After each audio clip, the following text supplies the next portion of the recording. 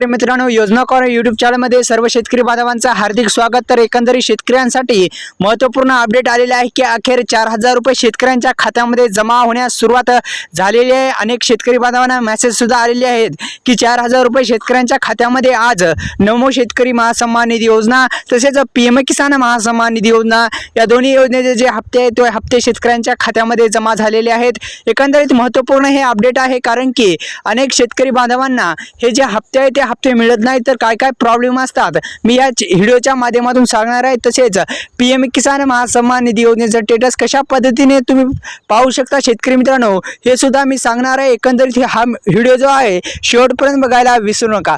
तर एकंदरीत शेतकरी मित्रांनो, 4000 रुपये कोणकोणत्या शेतकऱ्यांना मिळण्यास सुरुवात झालेली आहे। तर ज्या शेतकऱ्यांना रेग्युलर हप्ते येतात त्या शेतकरी बांधवांना 4000 रुपये पडतात, कारण की लँड सेटिंग स्टेटसचा प्रॉब्लेम ई-केवायसी जर पेंडिंग असेल तर तुम्हाला जो हप्ता आहे तो हप्ता मिळणार नाही। हे जे प्रॉब्लेम आहे तिन्ही प्रॉब्लेम तुम्हाला मी सांगतो। तर एकंदरीत लँड सेटिंग स्टेटसचा प्रॉब्लेम यस असेल तरी हप्ते मिळतात आणि ई-केवायसी यस असेल आणि तिन्ही प्रॉब्लेम यस असून जर हप्ते मिळत नसतील तर आधार कार्डला कोणती बँक लिंक आहे ते सुद्धा चेक करा, जेणेकरून हप्ता त्या बँकेमध्ये जमा झाला असेल।